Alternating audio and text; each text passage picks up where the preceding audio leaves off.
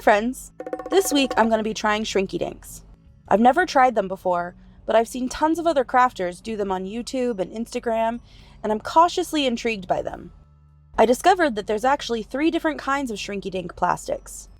There's rough and ready, frosted white, and crystal clear. I'm not sure what the difference is, so let's do them all. The rough and ready is what I see most crafters using. It's translucent with one rough side. I think I read somewhere that the rough side has been sanded. The frosted white is completely opaque and it's smooth on both sides. The crystal clear is clear, obviously. It's also smooth on both sides. The instructions list a bunch of different mediums that you can use to color these, so I'm going to try out a few.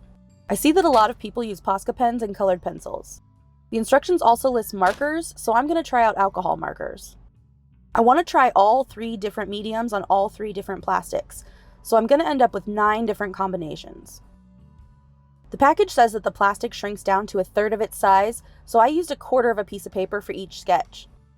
I feel like I do the same animals and desserts over and over again, so I decided that for this project, I was going to try drawing things that I've never drawn before.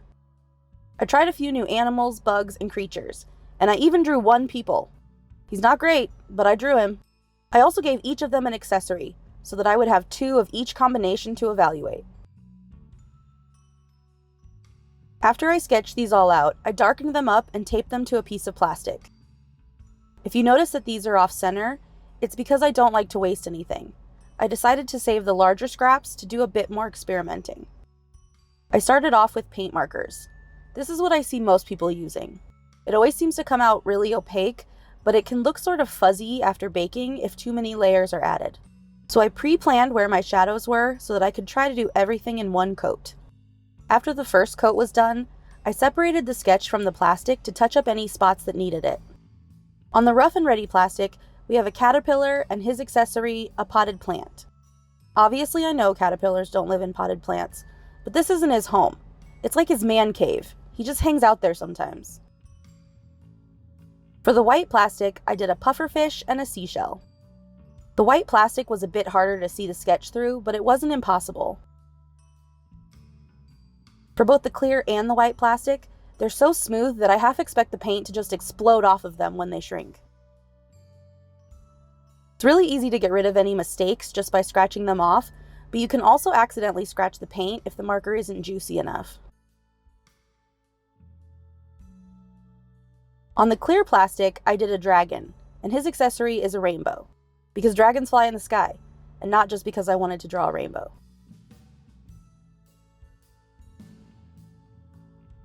Next, I'm going to do colored pencils. On the rough and ready plastic, we have an astronaut and a rocket ship. First, I tried outlining the entire picture before coloring it in. I found that this sort of smeared the black pencil. So for the rocket, I tried coloring and then outlining section by section instead. The rough texture of this plastic seems to generate a lot of pencil dust, so I used a paintbrush to dust it off.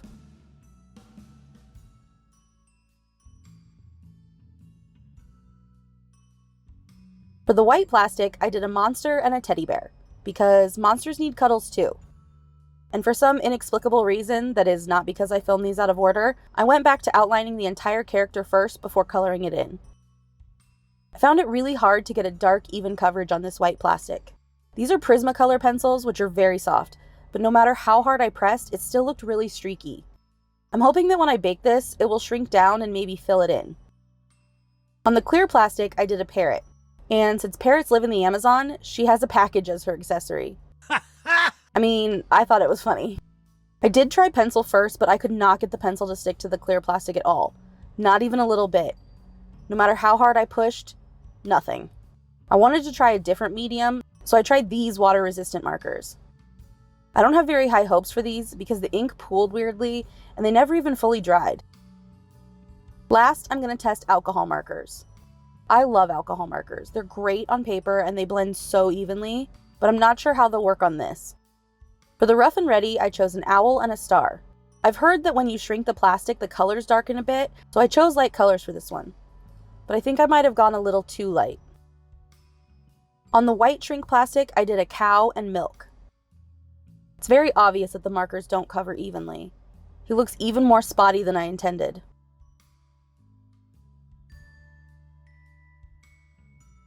On the clear plastic, I did a snail and a top hat. Because I felt like I went too light with the owl, I kind of overcompensated and went really dark with the snail. I thought it would help hide that weird coverage, but it actually just seems to hide his details. You can't even really see his face. I have no idea why I chose a top hat. I just thought the snail looked very dapper. After I finished drawing them all, I cut them out. I left a clear border around the edge in case they folded over a little bit. I didn't want to lose the outline.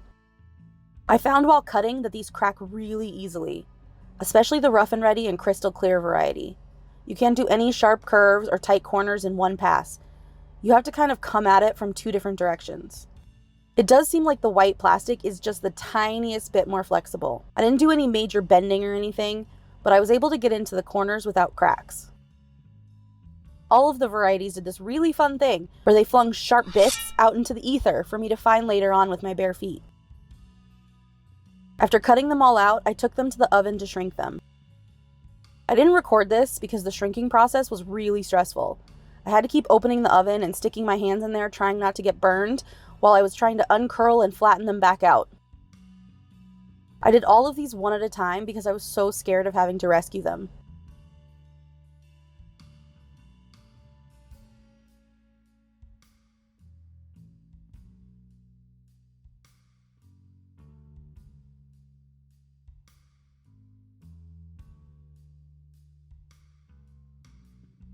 First, let's look at the rough and ready plastic. The paint came out opaque and even, but it has these weird spots, like someone with dirty hands picked them up. But I don't know where that came from, because my hands are clean. I like the colors of the pencil, but I thought that it would intensify a bit more. It just looks a little dull. It also looks like there's dirty spots on these. The markers didn't darken at all, and it's still pretty transparent. He's a ghost owl now. So I think paint wins this round. Next, let's look at the frosted white plastic. The paint came out about the same, opaque with some weird spots here and there. I'm also happy to say that the paint didn't shoot off into confetti. I'm really disappointed with the monster and the teddy bear. They're really cute, but I wish the color was more even.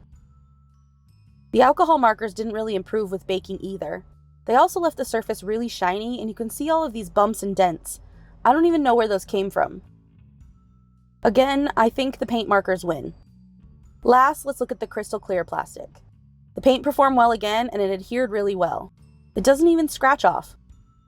The water-resistant markers look terrible, like comically bad, which is pretty sad because I actually really like this design. The alcohol markers are too dark, which was my fault, but they're also shiny and bumpy and transparent.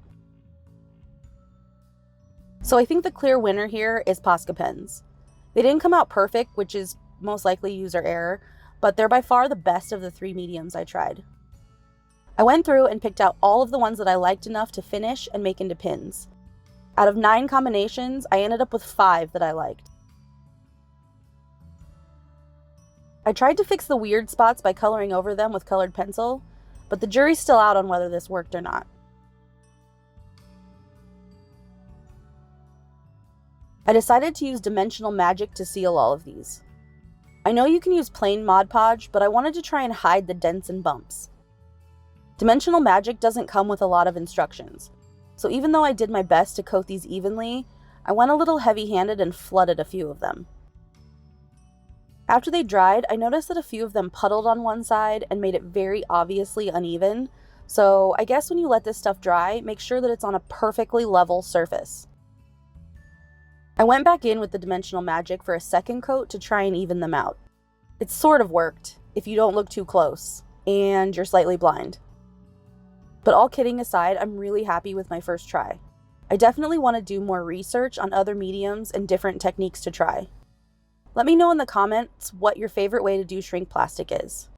If you like this video, make sure to give it a thumbs up, and subscribe to see more videos like this. Thanks so much for watching, and I'll see you next time.